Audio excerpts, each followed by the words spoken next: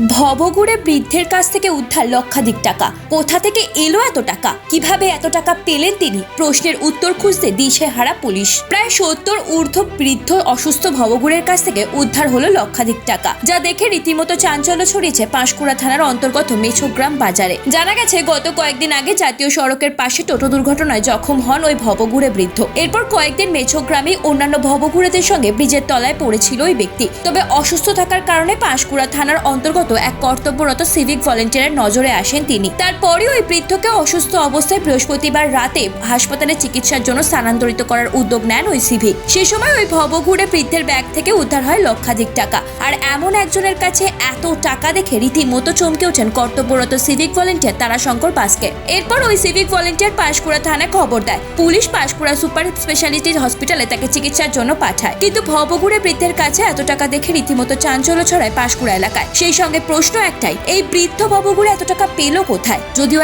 এখনো সেই উত্তর পাওয়া যায়নি। অ্যাকচুয়ালি আমাদের মেছোগ্রামে ব্রিজের তলায় অনেক পাগলা পাগলি এরা থাকে, তাদেরকে প্রতিদিন খাওয়া দাওয়ার ব্যবস্থা করা হয়, এই জন্য এখানে সব এসে থাকে। তো একটা অ্যাক্সিডেন্ট হয়ে কোমরে লেগেছিল।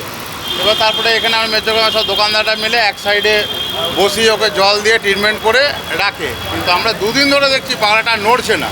সেই জন্য আমি আমাদের ট্রাফিক ওসি স্যারকে ফোন করি, প্লাস অ্যাম্বুলেন্স ডেকে আমরা ক্লাবের সব ছেলেরা, মেছোগ্রামের ছেলেরা মিলে, আমাদের সিভিক ভাই যারা আছে এরা সবাই মিলে ওনাকে পরিষ্কার করে নতুন প্যান্ট পরিয়ে আমরা হসপিটালে অ্যাডমিট করি। আর হসপিটালে অ্যাডমিট করতে নিয়ে যাওয়ার সময় দেখা যায় ওর একটা বস্তা ছিল, বস্তাতে অনেক টাকা বান্ডিল করা ছিল। উনি এখন হসপিটালে ভর্তি আছেন, উনি আন্ডার ট্রিটমেন্টে আছেন। বয়স 55-র উপরে হবে। হ্যাঁ, রিসেন্ট। 1 লাখের উপরে, 1 লক্ষ টাকার উপরে, 1,15,20,000 হবে। হ্যাঁ, এটা নিয়ে এলাকায় চাঞ্চল্য ছড়িয়েছে। Bureau report, TV7 Bangla.